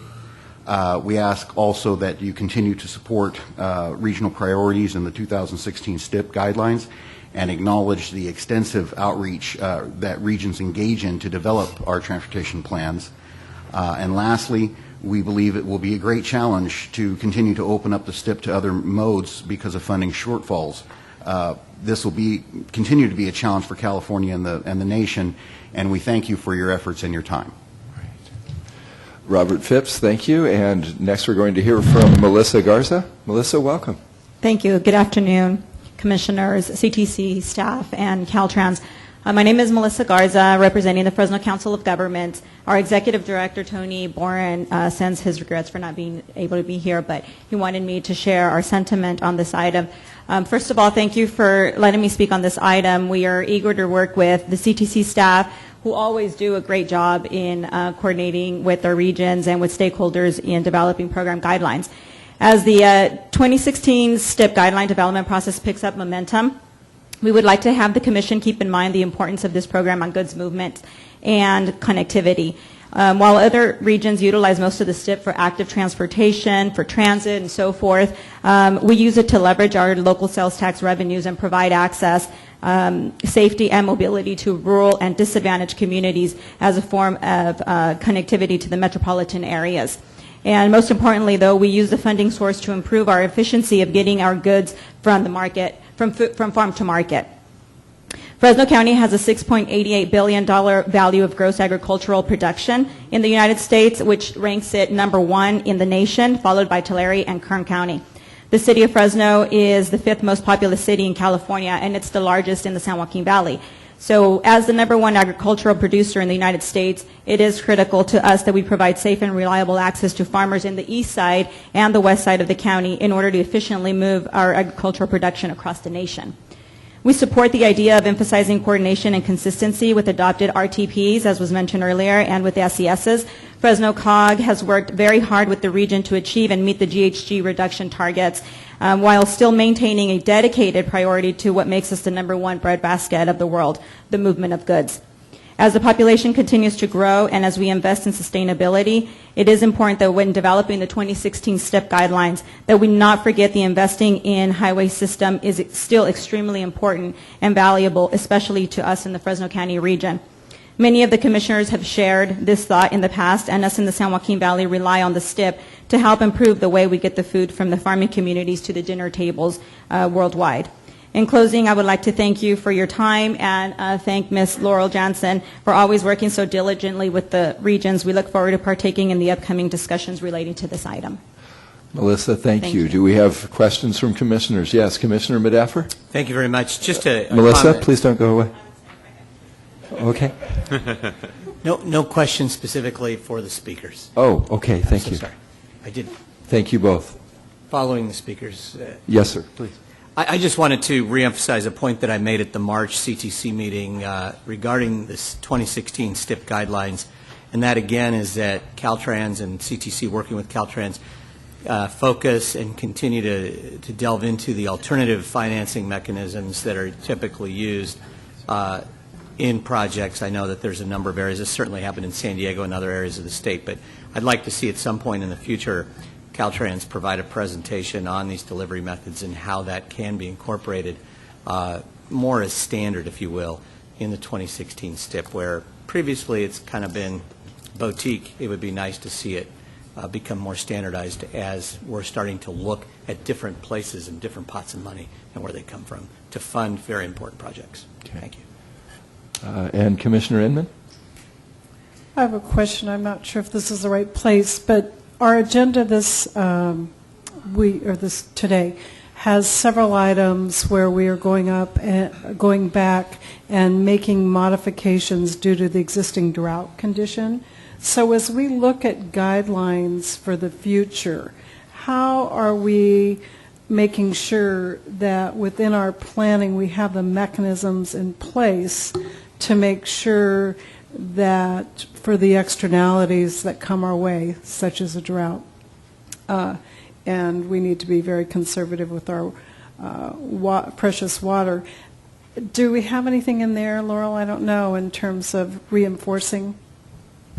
Not right now. That's not something that we really address. I mean, that's kind of dealt with at the project level and the scope of work where they work that out with the department.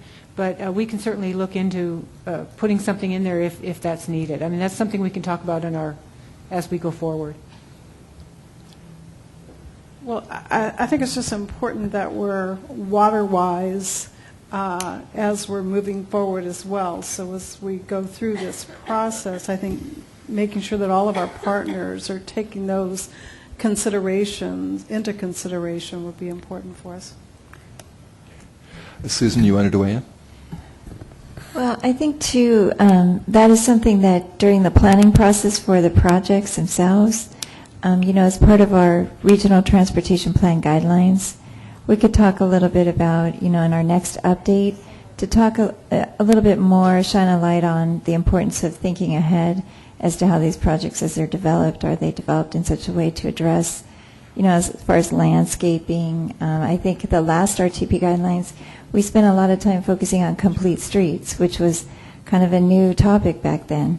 And so, we're talking about that, doing that 2015 time frame, and at that time that might be an important time that we have that discussion about how these projects are planned to incorporate those elements.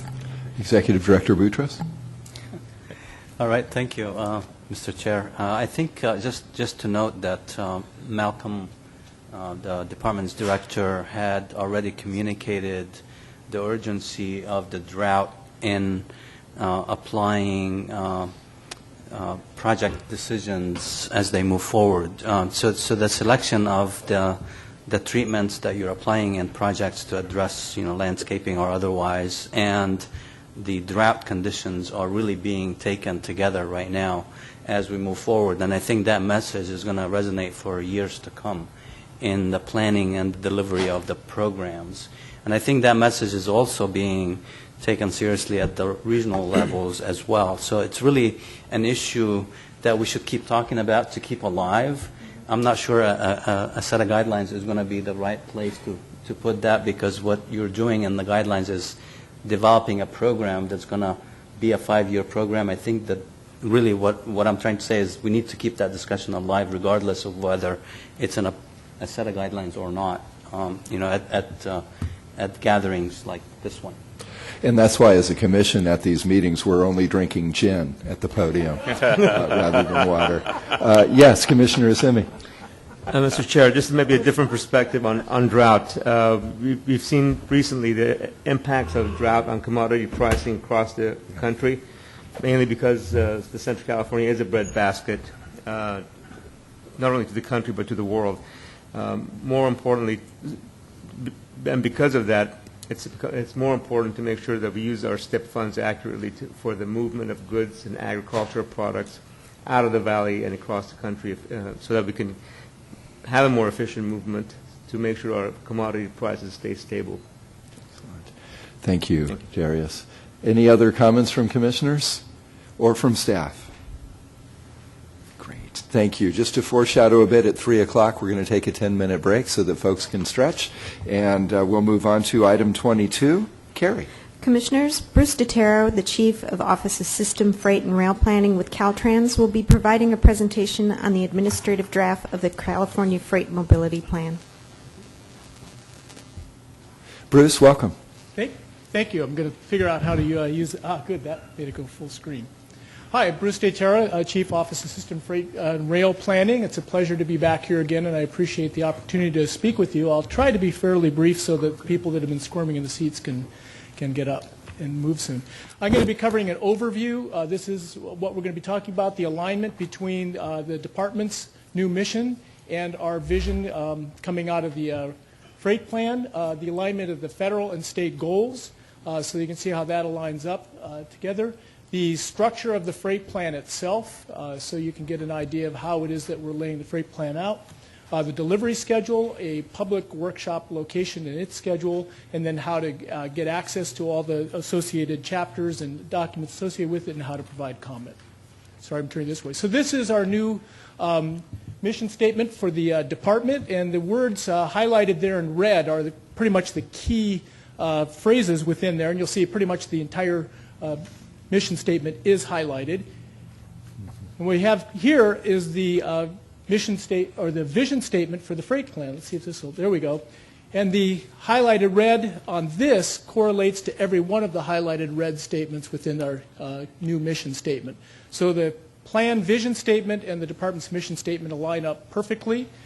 We've paraphrased livability as social equity, human and environmental health. We broke that out a little bit more detailed.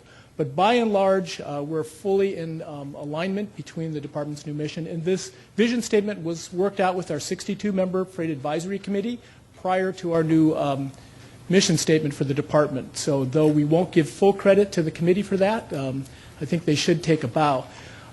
Additionally, the Air Resources Board is utilizing the same vision statement as the guiding vision statement for their work on their freight strategy that they're working on. So we've been working very closely with the Air Resources Board, and we are aligning our work with them.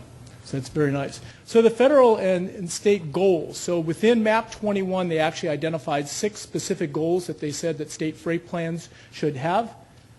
Here are the first 2, and the blue text is what was in the MAP 21, and the black text with the numbering is what we came up with our Freight Advisory Committee. So you can see almost exact alignment, and that was pretty good after going through this with the Freight Committee between the economic competitiveness. Now these are numbered. They are not in a hierarchical order. We've not attempted to do that with the Freight Advisory Committee to say which one of the goals are the most important. MAP 21 does encourage states to do that, but we thought this is something that's more appropriate to handle at the project level or at the regional level rather than at the statewide level at this point. So with the infrastructure preservation, again, we have almost word for word on some of these. And the variation that we have is for the state, we added in under the environmental stewardship is to actually avoid, rather than just reducing impacts. The committee very much wanted to avoid it from the beginning. Don't just mitigate, but avoid. And we have a little bit more detail over the innovative technology and practices statement, where we really see this as a key way to achieve all the other goals, is bringing in the new technology or the ITS. So these are the 6 goals that were under MAP 21, and we align perfectly with those. And this is one of the requirements of MAP 21, is to talk about how the state plans are going to address the goals. So within here, this is the direction under MAP 21 that state plans can be organized however states would like, as long as they cover the required elements. However, in order for for the federal government to utilize the plan, they actually come up with a recommended structure. So we're free to do what we want, but then they recommend a structure. So we talked with the committee at our first meeting roughly over a year ago to go ahead and follow the federal structure and then embellish it as we need to add additional details.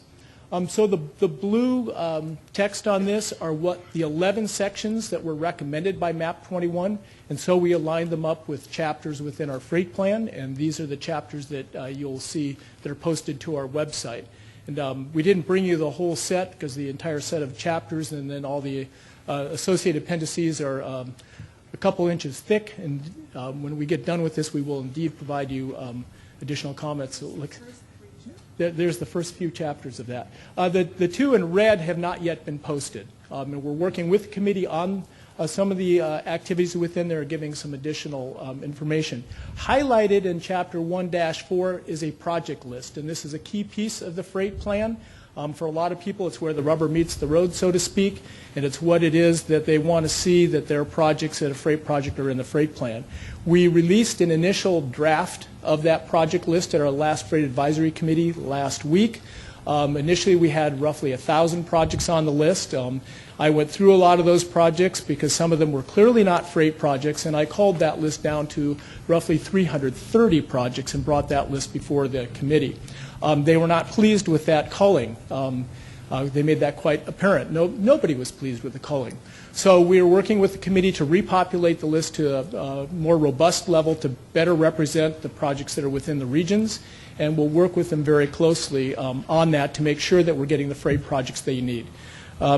Within that project list, we align each project that's identified with the 6 goals that are under MAP 21, so that we'll say that if, let's say we have a truck climbing lane, which of the 6 goals does that address? And it can be multiple goals. If we have a railroad crossing, it's dealing with congestion, and it's dealing with environment and community, and it may be dealing with economic competitiveness. So we're identifying that. We're also aligning each of the projects with the CTC's project types that you had in your 2011 assessment, statewide assessment. So if it's a preservation project, a mobility project, an operations and maintenance project, then we add another category for environment and community to that. So we had the 4 categories. So we identify that. We also identify whether it's on the primary freight network as identified by federal government, or it's on the additional network that we talked about at the last meeting in terms of the more expansive network that the state identified that included non-highway components as well, which was the rail, the 12 deepwater seaports, 12 airports, intermodal facilities, and a large additional extent of the state highway system beyond that identified in MAP 21. So we have the freight assets, and that is a very detailed listing. We brought that back. There are several unknowns for the freight assets, so we're going to have to amend the plan as soon as we're done, most likely. We don't yet know what the primary freight network is going to be finalized. We don't have the rural and urban connectors yet, and we're proposing, and we're going to be working with the Native American tribal governments to identify tribal connectors to the freight network as well for each one of the federally recognized tribes for their tribal trust lands. Conditions and performance, the rulemaking on that has not yet happened, I think, and if there's anybody still here with FHWA, I saw you guys back there. The rulemaking has not taken place yet and is rumored to be starting sometime this summer that will actually identify the federal rulemaking, the federal performance measures that would apply to all states. In the interim, FHWA and the guidelines recommended that states develop their own performance measures, and we've identified in the plan, and we're trying to stay very clear about measures that apply across modes, across regions, and to stay out of the weeds. The freight forecast, similarly, we're utilizing the recommended federal method. Our regional partners, some of them have done very elaborate freight forecasts. Some of the modal facilities, such as the major ports, they have their own forecasts. We're not trying to replicate that. We don't actually have the capacity to replicate their forecasts. So we're, again, taking a very high level, and then we rely very much on the regional agencies when it comes down to identifying the specifics for their areas. We also, here we identify the context and what the areas that don't have blue associated with them. These are additional areas we've added to the state freight plan that were not called for in MAP 21. And specifically, Native American freight connections that we talked about, we see that as connected very much to the freight policy and the decision-making process that we have to do the consultation as both federal and state law. Labor and workforce development, though it was referenced in MAP 21, it didn't say you had to say anything about it, but we see it as a really critical issue moving forward, and the capacity of the workforce to actually deliver this new freight system we're going to have. The community and environmental context, very strong beliefs on that on both sides, or many sides. And so, again, the safety and security, oddly enough, did not have to have a chapter, so we're pursuing that. The delivery schedule, key dates on this for you and for those who would be viewing this to provide us comments. We're about to release, well, we just released an administrative draft last week, and we've got a very short time window where we're going through and we're making kind of fatal flaw changes to take out for a public review process that would be roughly 45 days. Even though this is not subject to CEQA or NEPA, we're following basically that same time period of 45 days. We'll be going with 8 public workshops in various cities in the state, a lot of postings online. We're even going to tweet about it, which is quite a deal for us to let people know.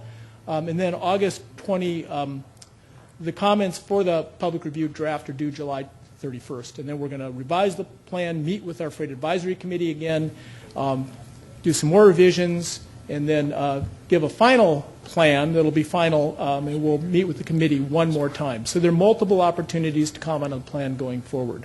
Statutorily, Assembly Bill 14 that Assemblywoman Lowenthal authored, we have to be done with the plan by December 31st. There's no requirement under MAP 21 for any due date currently. This is the list of the workshops. All of them are 4 to 7 p.m. The 4 o'clock is so people can tie into their work schedule and attend as part of the work activities, and to the extent to 7 o'clock is so that those who are leaving work and aren't using work time can still get there. And by and large, you will see all but 2 of the facilities are at Caltrans offices. We're trying to keep this low cost. All of this is within our existing budget. We received no additional money for the freight plan or conducting the freight advisory committees. It's all using existing staff and resources. I'd like to very much thank the folks in Monterey. They've worked with us and specifically asked to have a freight meeting in Monterey area, and so we're doing that. We appreciate that very much, and we'll be at the State Railroad Museum in Sacramento as our first meeting. That one, if we have some major snafu, we'll have some opportunity to pick things up. We have almost a month-long break before we go down to Southern California, where we have a very large freight program, so that we can refocus on addressing Southern California issues within the workshop environment. And here's the map of it. So we have a new website with the freight plan and all its chapters broken out with the means of how to actually comment on it on a specific project. We're going to be capturing all the comments and responding back and making changes. And then we have the special accommodations. We're following all the Title VI requirements for accessibility on that, and so we actually have the ability to get translators as needed at the meetings and to provide alternate formats for documents. So with that, I'd be pleased to take any questions you may have or provide further detail. Yes. Thank you for the overview. We do have one speaker card on this. With the permission of my commissioner colleagues, I'd like to hear this speaker card, and then we'll take our break and come back and continue our discussion on this item. Seeing no objection to that, Kenneth Cow with MTC, welcome. And you have up to 3 minutes, Ken. Oh, thank you. I just wanted to first kick off by thanking Caltrans and their staff for doing such a great job on this effort. MTC does have 2 concerns that I wanted to mention briefly. The first is to encourage Caltrans to not reinvent performance measures, and looking at the region's already adopted measures that we've already used in our RTP process. And the second is that what Bruce mentioned already, that they're going to revisit the project list, and that's something that we're encouraging to ensure consistency with the project list with the regional priorities adopted in our regional transportation plans. So thank you very much. Boy, you had 2.5 minutes left. You could have told us your life story. I could. Yeah. But thank you for not doing so. It's 3:03. Why don't we break till 3:15, and then we'll continue with commissioner discussion on this item. Thank you all.